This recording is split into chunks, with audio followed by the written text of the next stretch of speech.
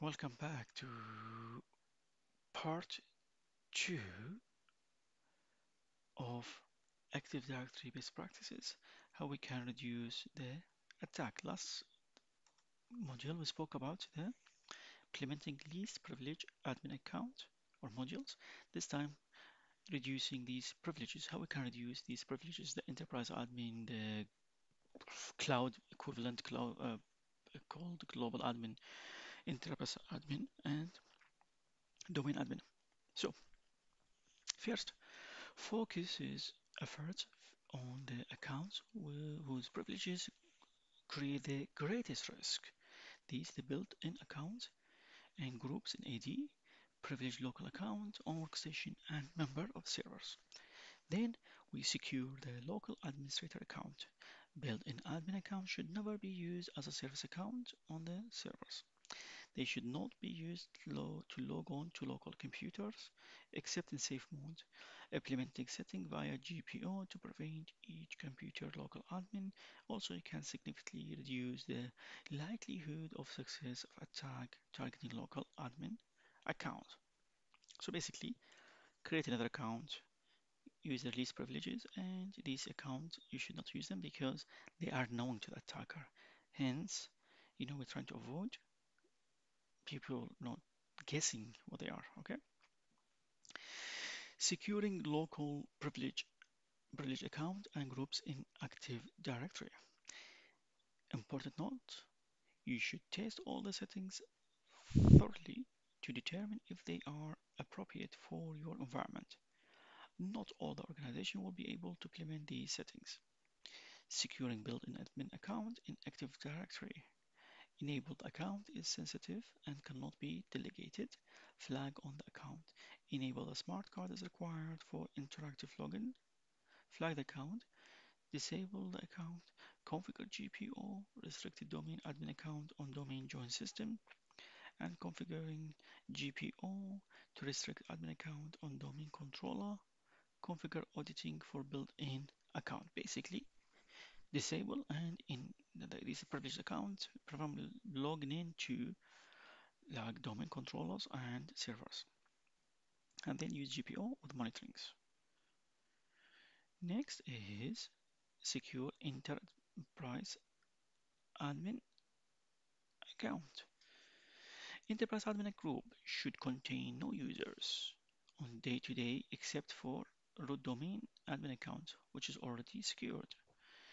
In GPO link to OU containing member servers and workstation in each domain, the EU group should be added to the following user right. Deny access to this computer from the network. Deny log on as a batch job. Deny log on as a service. Deny log on as locally. Deny log in through remote desktop service. Auditing should be configured to send alert if any modification are made to these groups and flags. How we secure domain admin groups. Domain admin groups should contain no users on day-to-day basis except again for root account. GPO link to OU contain member servers and workstation in each domain. The DA group should be added to the following group.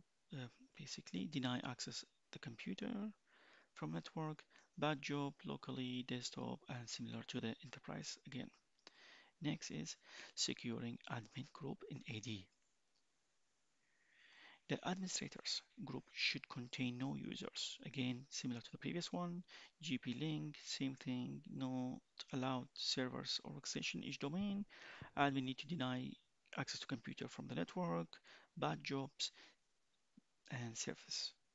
Yeah, so the batch jobs, it's really scary. Other domain controller or you in each domain. In the forest, the admin group should be granted the following user right. Allow login locally, access to the computer from network, allow login through remote desktop, and auditing should be enabled.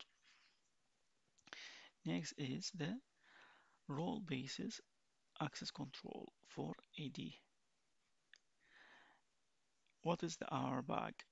It's really important. Mechanism for grouping users and providing access to resources based on the business roles. Implement RBAC for ADDS in the process of creating rules in which right and permission are delegated to allow members of the role to perform day-to-day administrative tasks without granting them excessive privileges. Can be designed and implemented via native tooling and interfaces by leveraging software you may already own, or you can purchase a third-party tool. It requires a great deal of auditing of users and staff responsibility and planning. Education side. In the simplest RBAC implementation, you can implement roles as AD group and delegate right to permission to the groups that allow them to perform daily tasks.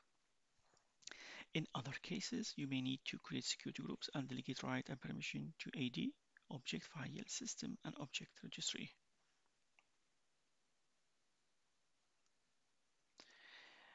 Then, the Privileged Identity Management or PIM, the design, construction, and implementation of approaches to manage account in infrastructure.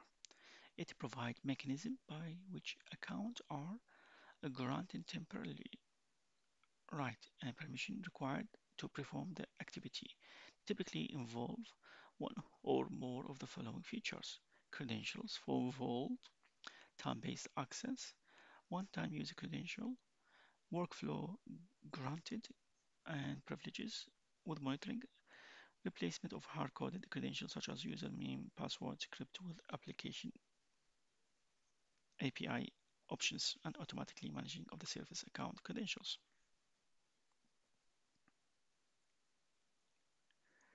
And the last one is create and privilege account to manage privilege account. Possible to create account those only capabilities populating, depopulating high privilege groups. And the last thing is implementing robust authentication control. Generally, authentication control include smart card and the use of PKI certificate. Additional control for web account can include the new authentication mechanism assurance features. That's all what I had for you for today around reducing the privileges. It's really great to review and it can be implemented across different systems. It doesn't need to be only AD. It could be other, application using the same mechanism. Thank you for watching and we shall continue with part 3. Goodbye.